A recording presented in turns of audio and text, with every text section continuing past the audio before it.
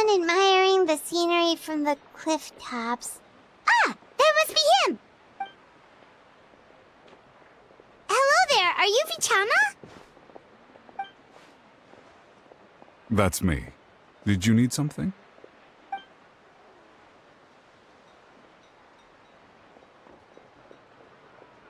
What? You're saying you can bring someone back from the Night Kingdom? How is that even possible? No, if you really think about it, anything's possible in that kind of place. But that would mean... Are you okay? You don't look so good. Everything's fine. I'll help you, but I do have a small request.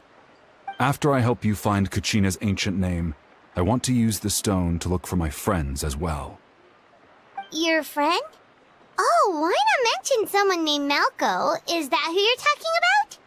Yes, but I'd rather not get into it if it's all the same to you. That's not a problem. We agree to your request. Yeah. Since you're helping us find Kachina's ancient name, it's only right that we return the favor. Then we're agreed. Can I have a look at the stone?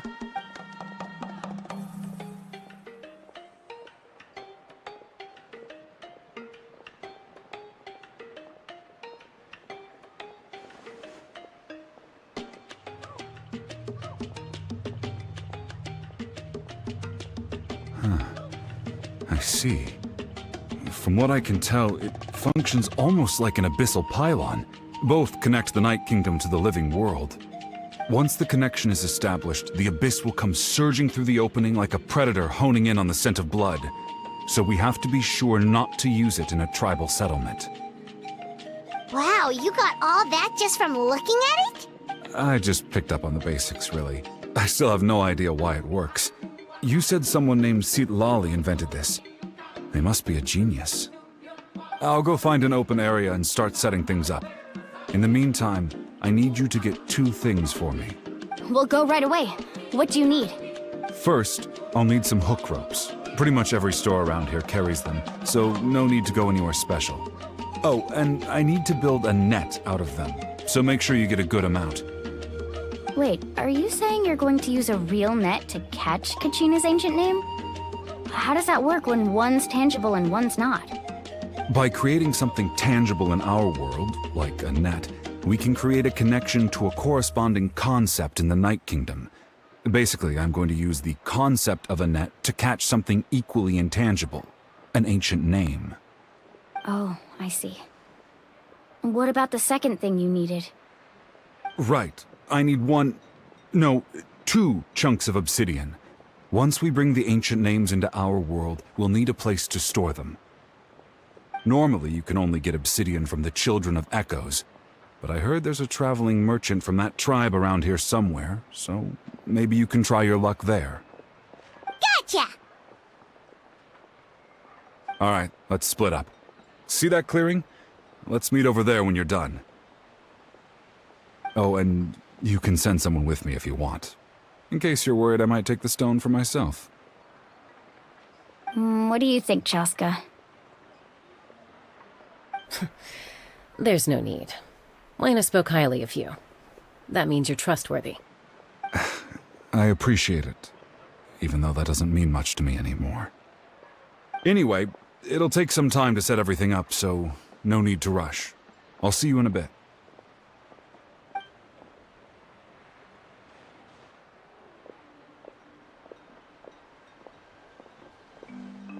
What an odd guy. He seems so defeated, but also really invested in the stone at the same time. I don't have any more insight than you, Paimon. Let's just focus on the preparations for now. Hang on, Kachina. We're coming for you.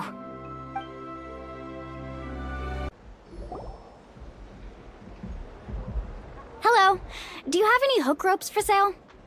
Hook ropes? As in rock climbing equipment? Yes. How much for your whole stock? Oh, the whole thing? Let me see. That would be 30,000 mora in total. Deal? Deal. Wait, really? What, you want me to drive down the price? We just need these as fast as possible, thanks. Oh, no problem at all. I'll even pass along some information on the house. These ropes are usually used by rock climbing enthusiasts. If you want to learn, Roka's the person you want to ask. All right, that's everything.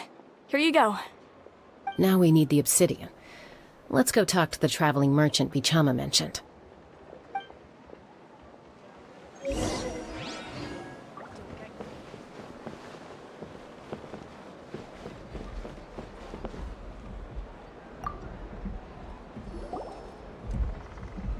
Excuse me, do you sell obsidian? Why, yes. I've got a chunk for sale right over there. Perfect. Is that the only one, though? We actually need two. That might be tough. Tell you what, I'll take a look through these boxes over here and we'll see what we can find. Thank you so much. We'll wait here.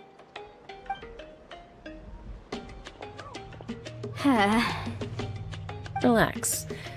Everything's going according to plan. I know, it's just... I could tell Vichama feels the same way about his friend that I do about Kachina. I hope this chunk of obsidian isn't the only one.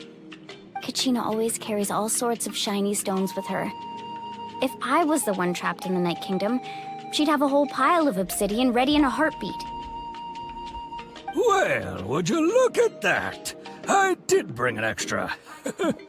Here you go, young lady. How does it look? Perfect! Thank you. How much do I owe you? If you hadn't shown up, these stones would have just sat here collecting dust. I'll take 3,000 mora for both.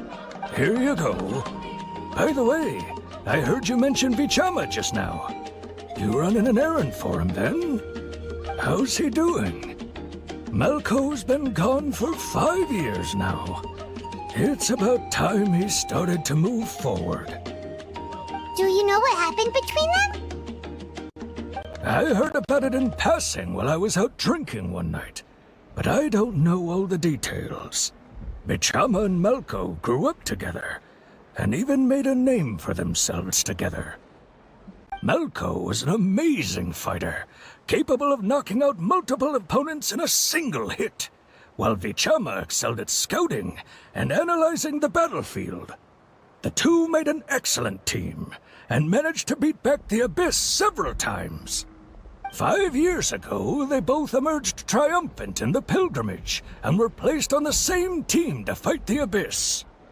But on the eve of battle, the Abyss launched an attack on their tribe, and Vichama suffered an injury to his leg while attempting to rescue someone. Then what happened? The team agreed that he couldn't fight the Abyss in his condition.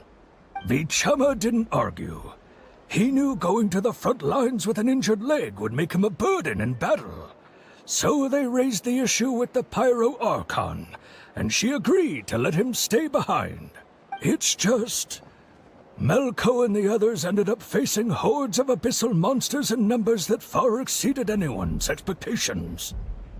The team made an error in judgment, and they fell to the onslaught. Vichama went into a deep depression after that. He blames himself for everything. Oh, you're not wrong. But it's possible he chooses to blame himself. Not because he did something wrong, but because he wasn't able to do anything at all. I've tried convincing him to move forward, to stop dwelling on the past. But the shadow of Malco's death hangs over him still. The Abyss has caused so much suffering, and some wounds never heal. I wish there was something he could do to make himself feel better. But anyway, that's the gist of it. Maybe you could help him talk things through sometime. I would really appreciate it.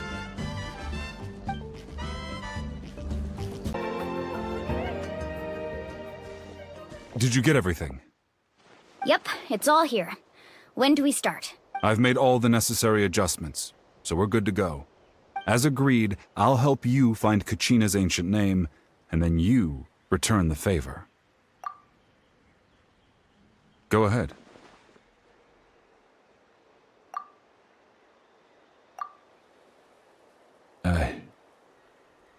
After Malco fell, I scoured the battlefield to see what happened. It turned out he wasn't bested by some impossibly powerful foe. He was dragged to his grave by the sheer number of enemies. If I had been there, I would have been able to sense the danger. I could have warned them not to advance. I've always blamed myself for what happened. But when you told me about Kachina, I realized there's a chance Malco might also be alive, fighting for survival in the Night Kingdom. But that happened several years ago, right? The Pyro Archon said all life within the Night Kingdom eventually becomes one with the Sea of Souls. There might not be much hope, but I still have to try. Malco and I promised each other, even if we never managed to root out the Abyss for good, we would fight together until the end. All right, let's get to it. I'll start searching for the conceptualized version of Kachina's ancient name. If you see any fragments scattered around the area, please collect them.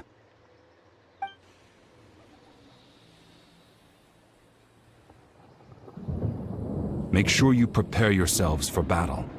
As I said, the stone will link the mortal realm to the Night Kingdom.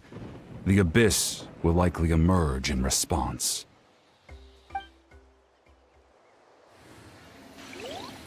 Look at that golden thing!